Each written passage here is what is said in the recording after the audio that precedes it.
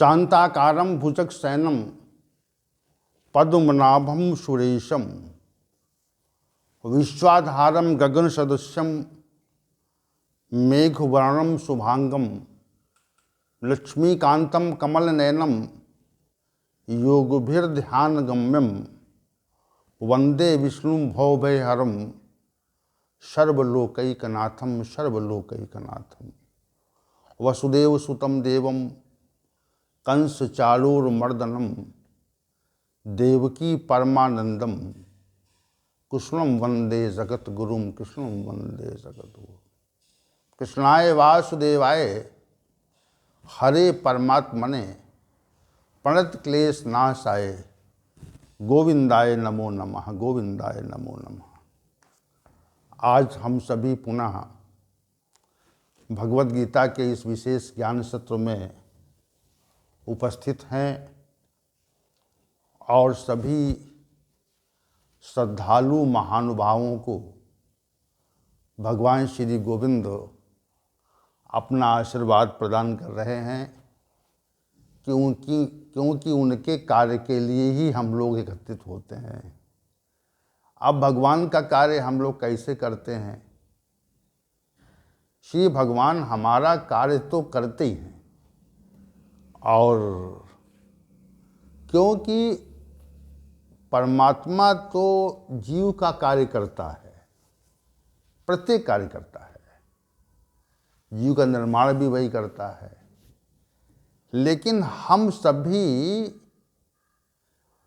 श्री भगवान के कार्य कैसे करते हैं, उनके लिए अपना समर्पण कैसे करते हैं, ये विषय है कि वो तो हमारे लिए सब कुछ करते हैं, लेकिन हमारा क्या दायित्व है, उनके लिए हम क्या करें और वह किस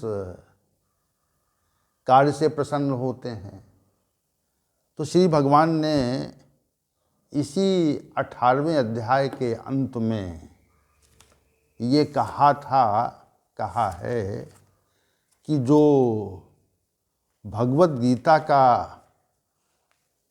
प्रचारक होगा वो हमको अत्यंत प्रिय होगा।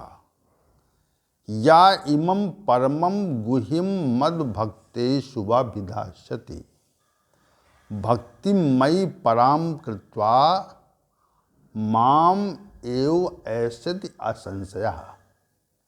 हे अर्जुन, जो कोई मनुष्य मुझसे परम अनुराग करके भक्ति करके इस परम रहस्य युक्त गोपनीय भगवद गीता के विषय को मेरे भक्तों के समक्ष प्रकट करेगा, व्याख्यापित करेगा, माम एव ऐस्यति, वह निश्चित ही मुझको प्राप्त होगा, इसमें कोई संशय नहीं है। अब अनुमान लगाइए आप, हम सब भगवद गीता ज्ञान के प्रचारक प्रसारक हैं और श्री भगवान का जो कार्य है उसको करने के लिए नित्य प्रयत्नशील हैं। तो हम अपना आश्वासन, अपना कर्तव्य पूरा कर रहे हैं, तो श्री भगवान भी अपना जो ये आश्वासन उन्होंने जो दिया कि वह निश्चित रूप से वह भक्त मुझको प्राप्त होगा, तो वो भी अपना आश्वासन पूरा करेंगे। ऐसा नहीं है कि वह आश्वासन अपना भूल जाएं या अपने आश्वासन को विस्मृत कर दें। हमारा केवल कर्तव्य इतना है कि हम उनके द्वारा वर्णित किए गए भगवद गीता रूपी सर्वशास्त्र युक्त सार तत्व को उनके भक्तों में प्रसारित करें। इतना सा कार्य हमारा है। तो इतना सा कार्य हम सभी मिलकर कर ही रहे हैं। तो भगवान की जो पराभक्ति है और जो उत्कृष्ट भक्ति है वह भी निश्चित रूप से हमको प्राप्त हो रही है।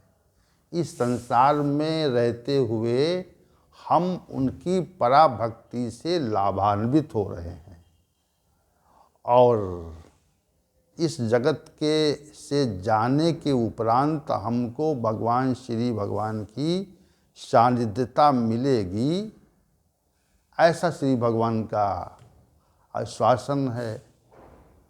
और आश्वासन के विषय को श्री भगवान जाने, वो हमारा विषय नहीं है। तो भगवान श्री गोविंद को प्रणाम करके हम आज के सत्र के विषय की ओर आगे बढ़ते हैं। हम सभी 18वें अध्याय मोक्ष संन्यास योग के विषय पर आज से वार्ता आरंभ करेंगे, परंतु ये तथ्य हमें निश्चित रूप से अपनी स्मृति में, अपने भावों में रखना चाहिए कि यज्ञ दान तप रूपी जो कर्म हैं वह सत कहे जाते हैं और जो परमात्मा के निमित्त कर्म होता है वह सत कहा जाता है।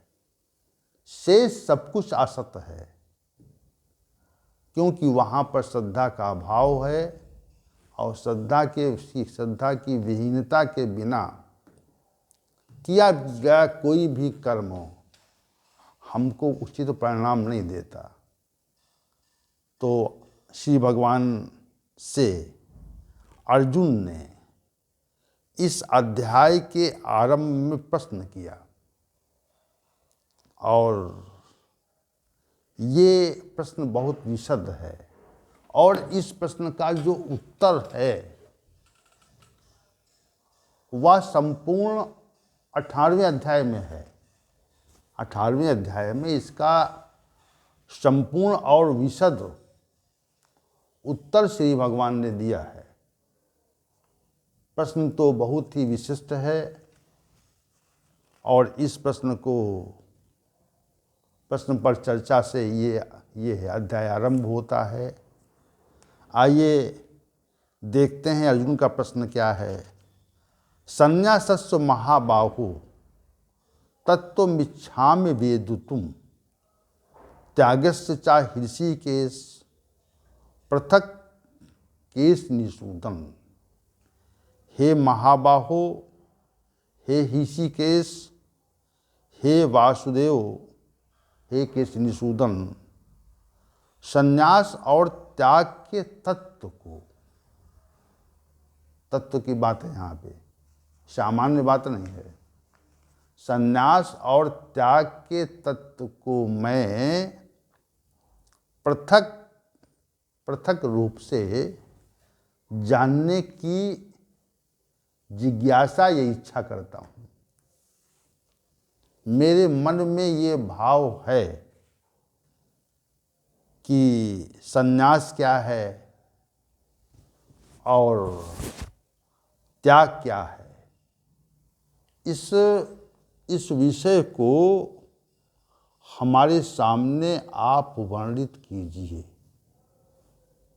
ये प्रश्न है। देखिए, भगवत गीता में अर्जुन ने अनेक प्रश्न किए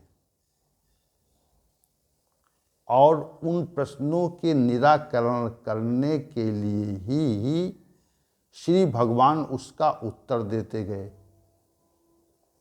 अगर प्रश्न न करते, अर्जुन प्रश्न न करते अगर, तो भगवत गीता का जो आज ये बृहद स्वरूप है, जो 18 अध्यायों का जो वर्णन है या विभिन्न विषयों पर श्री भगवान ने अपना कथन किया है, वह कदापि नहीं होता। प्रश्न के कारण ही हुआ।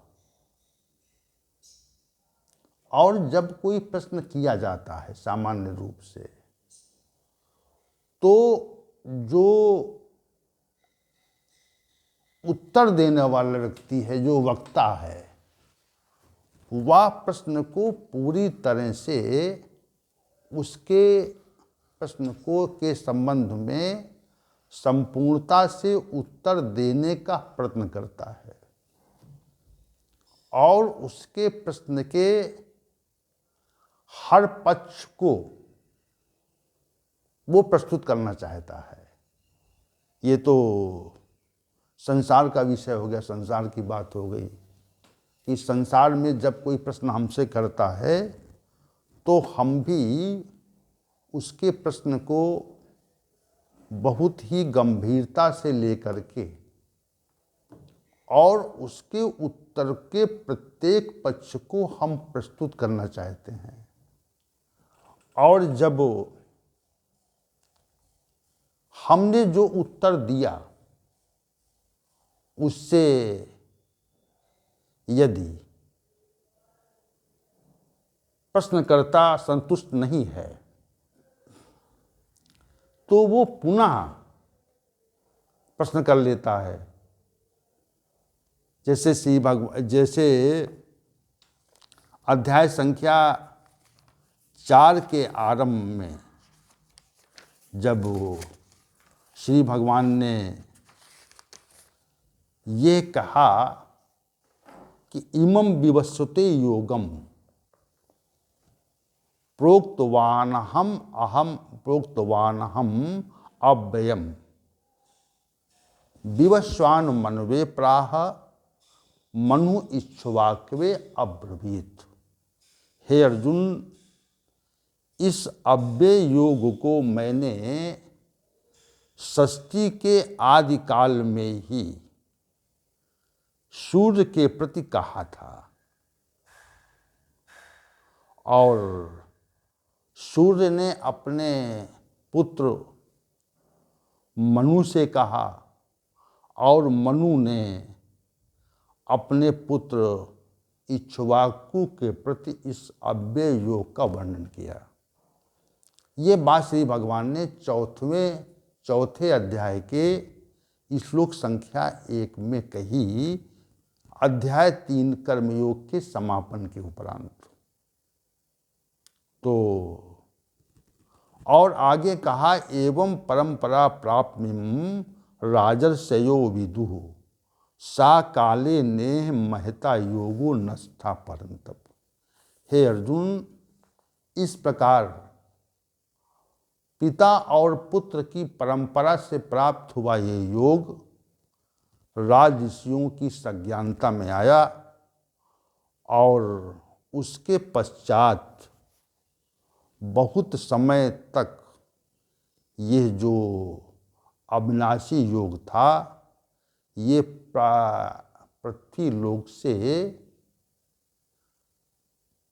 पृथ्वीलोक पर प्रचलन में नहीं रहा। लोग उसकी सज्ञानता से अनभिज्ञ हो गए। और सा एवायम मया तेद्य योगः प्रोक्ता पुरातनः भक्तोष में सखा चेति रहस्यम ही एतत् उत्तमम। इसलिए मैं इस अविनाशी योग को तेरे समक्ष पुनः वर्णित करूँगा, क्योंकि तू मेरा भक्त है, मेरा प्रिय सखा है और इस कारण मैं इस योग को वर्णित करूँगा और ये उत्तम और रहस्ययुक्त है। तो 3 श्लोक जब श्री भगवान ने अर्जुन के सामने कहे तो अर्जुन के मन में तत्काल ये प्रश्न उठ गया, अपरम भवतो जन्म परम जन्म विवस्वतः कथमेतद् विजानीयाम त्वम आदौ प्रोक्तवान इति। हे भगवान, आपका जन्म तो अभी का है और सूर्य का जन्म तो षष्ठी के समय का है, तो मैं ये कैसे समझ पाऊं कि आपने षष्ठी के आदि काल में सूर्य को अविनाशी योग का उपदेश किया था। तो यहाँ पर जो प्रश्न है, जो विषय है, श्लोक संख्या 1 से 3 का जो विषय है जिसको श्री भगवान ने व्याख्यापित किया, तो उस विषय को लेकर के अर्जुन के मन में शंका उत्पन्न हो गई कि ये तो अभी उत्पन्न हुए हैं, इनका उद्भव तो अभी हुआ है, और सूर्य को इन्होंने उपदेश दिया था। ये तो बड़ी विचित्र बात है, आश्चर्यप्रद बात है, और ये बात समझ में आने वाली नहीं है। तो उन्होंने ये प्रश्न किया कि आपका तो जन्म अभी हुआ है और आप कह रहे हैं मैंने सूर्य के प्रति उपदेश दिया था। तो ये जो प्रश्न किया अर्जुन ने, तो उस प्रश्न के निवारण के लिए श्री भगवान ने विषय से हटकर बोलना चालू कर दिया। यही परंपरा है कि जब कोई व्यक्ति बीच में विषय को से हटकर प्रश्न करता है तो उसके निवारण के लिए हम दूसरे विषय का व्याख्यान आरंभ कर देते हैं। श्री भगवान ने कहा, बहून में व्यतीतान जन्मानि तव च अर्जुन, तान्यहम वेद सर्वाणि ना त्वं वेत्थ परंतप।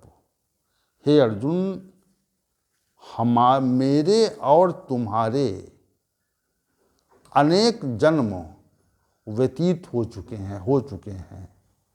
मैं उन को जानता हूँ, मेरी उनके प्रति सज्ञानता है, लेकिन आपकी सज्ञानता उनके प्रति नहीं है। ये बात श्री भगवान ने कही। और जो विशेष बात श्लोक संख्या 6 में कही, वो ये कही, अजोपिसन्न व्यात्मा भूतानाम ईश्वराभिशन प्रकृतिम स्वाम अधिष्ठाय संभवामी आत्माया। हे अर्जुन, मैं तो जन्म नहीं लेता हूँ, अजन्मय हूँ और अविनाशी हूँ, और जन्म न लेने के गुण से युक्त होकर के और अविनाशी होकर के भी समस्त प्राणियों का ईश्वर होकर के भी मैं अपनी स्वाम प्रकृति अधिष्ठाय, अपनी प्रकृति को अधीन करके अपनी योग माया से प्रकट हो जाता हूँ। अब देखिए विषय का परिवर्तन हुआ। यहाँ पे जो प्रश्न श्री अर्जुन ने किया, उस प्रश्न के उत्तर में श्री भगवान ने बोलना आरंभ कर दिया। अविनाशी योग का वर्णन करना चाह रहे थे, तो वो वर्णन कुछ समय के लिए रुका और विषय को परिवर्तन यहाँ पे हुआ। तो वैसे ही अध्याय संख्या जो 18 है, इसमें जो इसका जो प्रथम श्लोक है वह भी इसी प्रकार से है कि श्री भगवान के द्वारा जब ये कह दिया गया कि यज्ञ दान तप रूप जो कर्म है वह तो सत्य है, परमात्मा के निमित्त जो कर्म है वो भी सत्य है, और शेष जिन कर्मों में श्रद्धा मनुष्य की नहीं होती तो उन कर्मों को तुम असत समझो। श्रद्धा से जो भी तप किया जाए, दान दिया जाए, हवन किया जाए, यज्ञ किया जाए, जो कुछ भी शुभ कर्म किया जाए, उसका कोई परिणाम नहीं होता, बिना परिणाम के रहते हैं वो, और मृत्यु के पश्चात भी उनका कोई परिणाम नहीं मिलता। तो अब ये विषय सुनने के पश्चात अर्जुन के मन में एक पृथक प्रकार की जिज्ञासा का प्रादुर्भाव हो गया और उन्होंने प्रश्न कर दिया अलग प्रकार का। ये पृथक प्रकार का प्रश्न है जो विषय से हटकर है, विषय से हटकर प्रश्न है कि संन्यासस्य महाबाहो तत्त्वमिच्छाम वेदितुम त्यागस्य चा ऋषिकेश पृथक केश निषूदन। हे भगवन, हे महाबाहो, हे अंतर्यामी, हे वासुदेव, हे कृष्ण, मैं संन्यास और त्याग के तत्व को पृथक पृथक जानने की इच्छा रखता हूँ।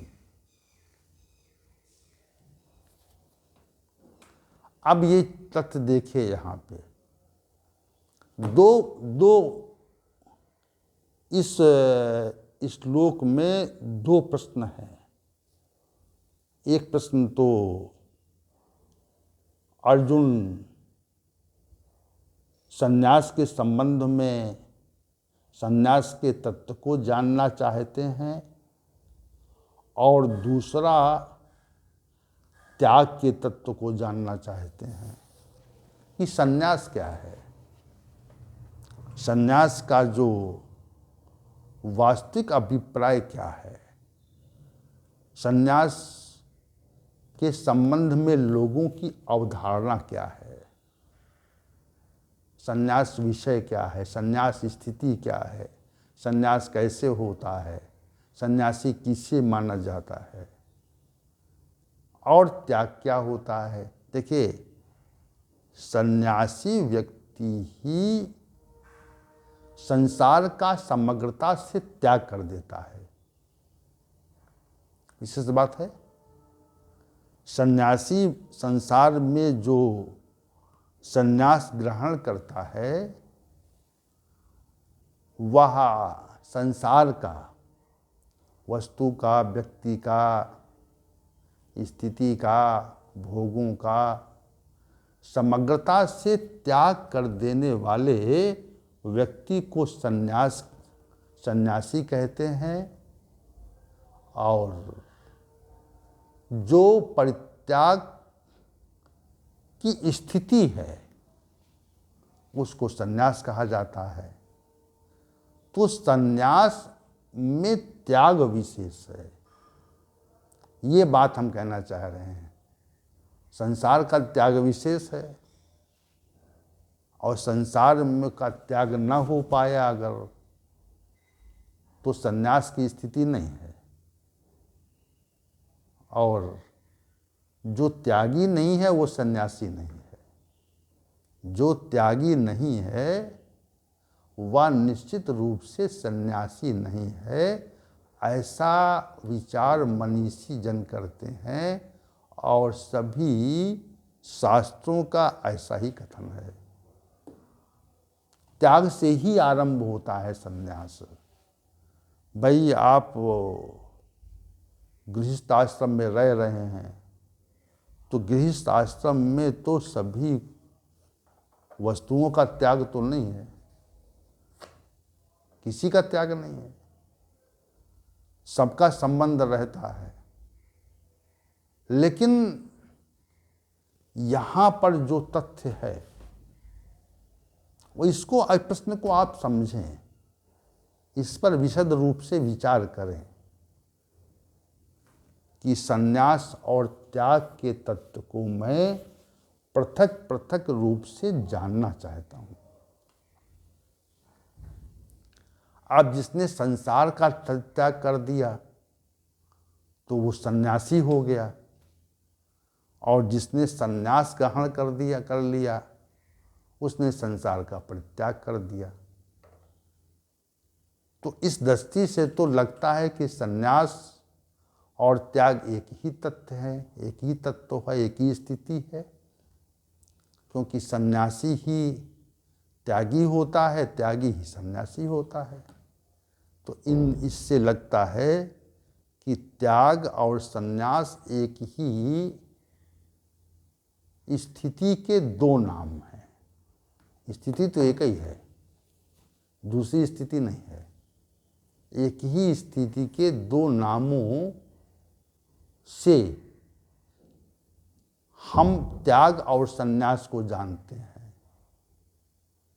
जो त्याग है वो सन्यास है, जो सन्यास है वो त्याग है, ऐसा कहा। ऐसा लगता है प्रतीत होता है। अब ये पृथक पृथक वाली बात कह रहे हैं, जैसे कोई पर्यायवाची शब्द हो, पर्यायवाची शब्द हो और उस पर्यायवाची शब्द को पृथक पृथक कहा जाए, इसका अर्थ क्या है? इसका अर्थ क्या है?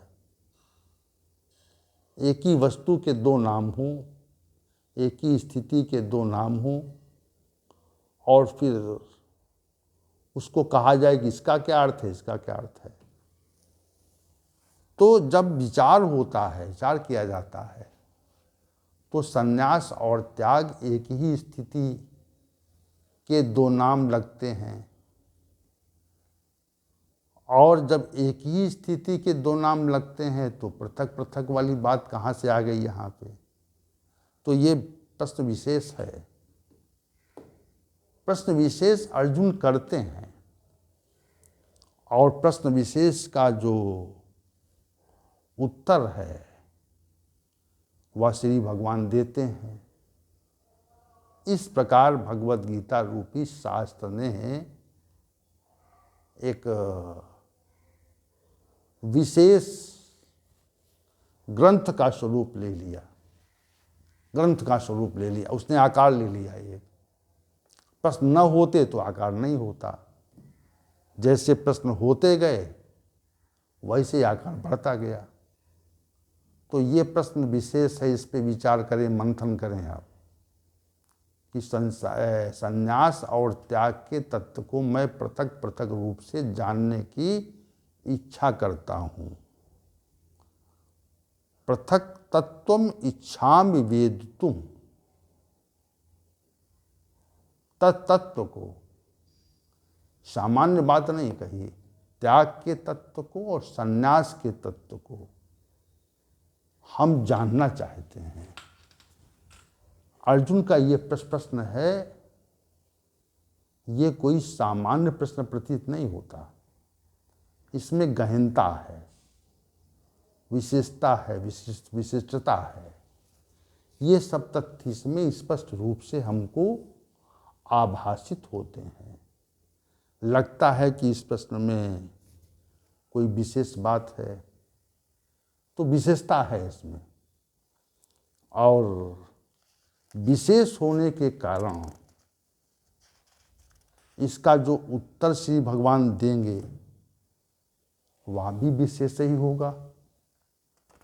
तो इसका जो उत्तर है वह श्लोक संख्या 2 से श्री भगवान ने देना आरंभ किया। लेकिन अभी प्रश्न के संबंध में पूरा विचार नहीं हुआ। अब देखिए, एक स्थल पर श्री भगवान ने कहा था, गेया सा नित्य सन्यासी यो न दृष्टि न कांक्षति। उसको आप सन्यासी मानिए, गेया सा नित्य सन्यासी, सन्यासी नित्य ही मानिए उसको, जो न तो देश करता है और ना आकांक्षा करता है। तो ऐसी स्थिति का जो व्यक्ति है वह निश्चित रूप से सन्यासी है, ऐसा कथन वहाँ पे था। न देष्टि न कांक्षति, न देश करता है न आकांक्षा करता है, कुछ चाहिए भी नहीं, किसी से देश भी नहीं है। तो वैसी स्थिति जो प्राप्त कर ले वो